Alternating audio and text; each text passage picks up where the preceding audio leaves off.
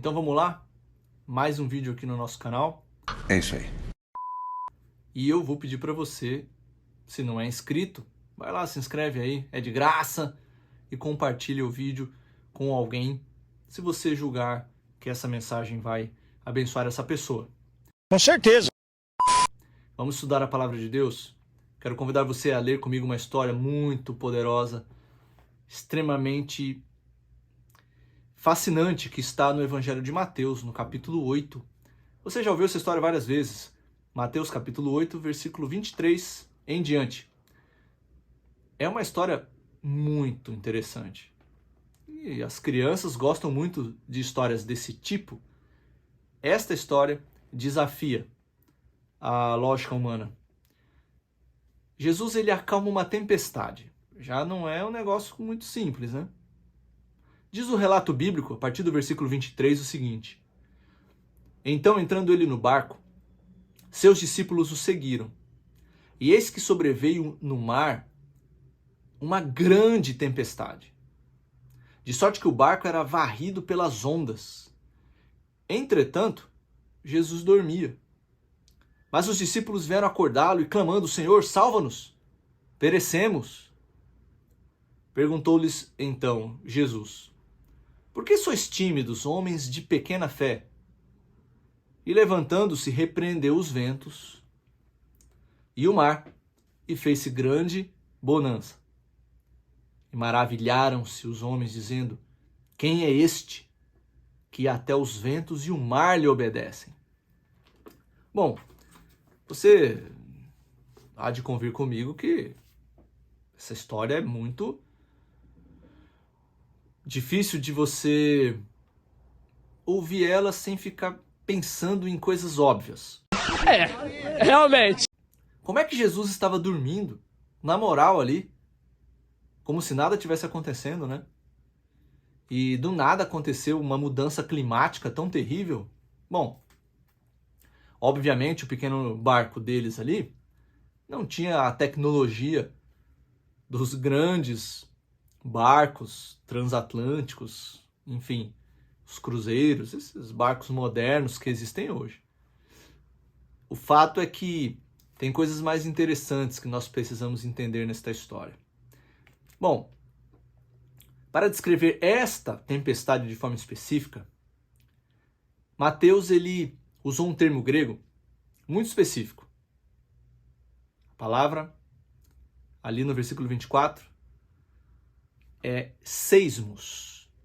Esta palavra ela é muito familiar em termos como sismógrafo, sismologia, sísmico, tudo isso relacionado com grandes abalos, como você e eu já ouvimos tantas histórias, né? O termo é utilizado por Mateus em duas outras ocasiões. Na morte de Jesus, quando o Calvário estremeceu em sua vitória sobre o pecado, ali no capítulo 27 do seu Evangelho, e também na ressurreição, quando os sepulcros foram sacudidos e abertos em seu triunfo glorioso sobre a morte, ali no capítulo 28 de Mateus, no verso 2.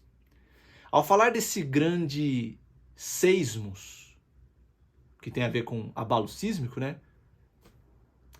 Mateus ele não está se referindo a algo comum. A impressão que eles tiveram naquela tempestade era realmente de algo muito grandioso e poderoso. Não era uma coisinha simples, algo de pequeno porte.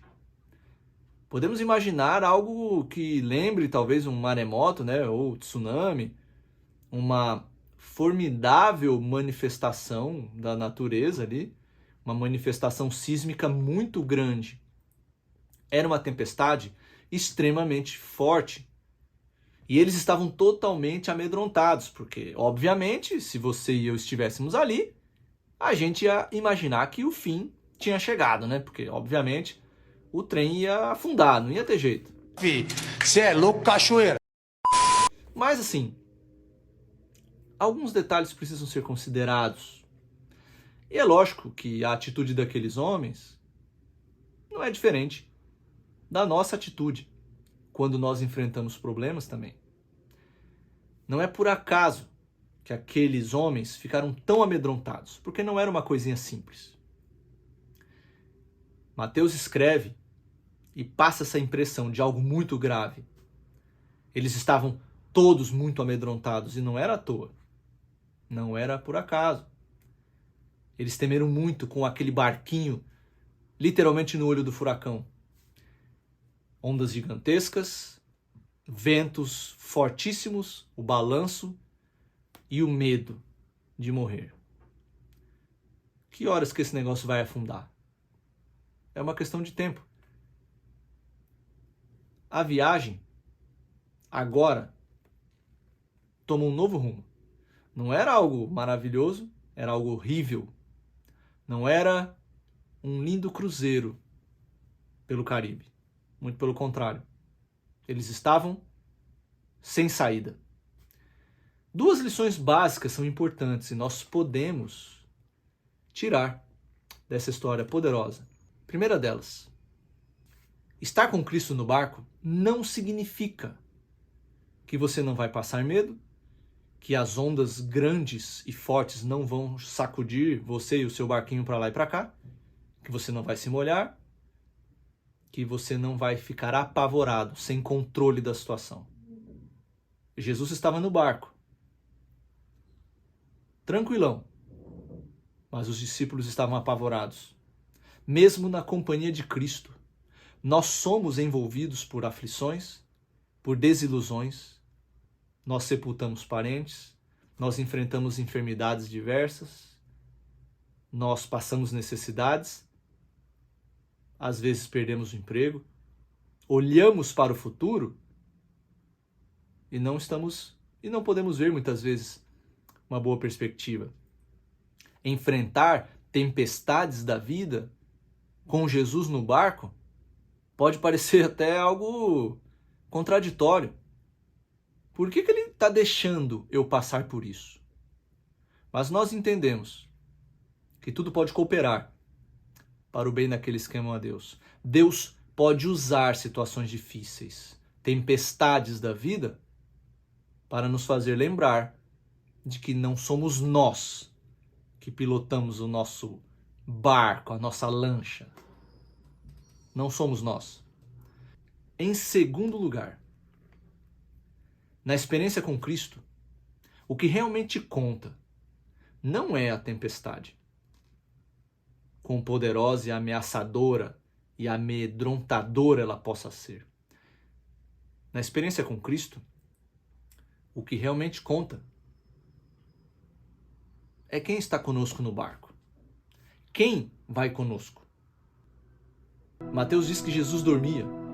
Marcos, no capítulo 4 de seu evangelho, diz que Jesus dormia no lugar mais exposto da embarcação, na polpa do barco, sem nenhum problema, como se não tivesse acontecendo nada, enquanto os discípulos estavam apavorados, talvez tentando jogar a água para fora, num esforço inútil, né? Não tinham o que fazer. Eles iam perecer. E parece que Jesus não se importava. E eles não sabiam o que fazer e foram acordar Jesus. Você sabe o que Jesus queria que eles entendessem? Você entende que Jesus dava um recado para os seus discípulos ao dormir ali como se nada tivesse acontecendo? O recado era muito simples. Eu estou no barco. Vocês não têm que ter medo de nada, nem da pior tempestade, porque nada pode afundar esse barco, porque eu estou aqui. Então, quando os discípulos olham Jesus naquela tranquilidade toda, aquilo tinha um propósito: fortalecer a fé daqueles homens.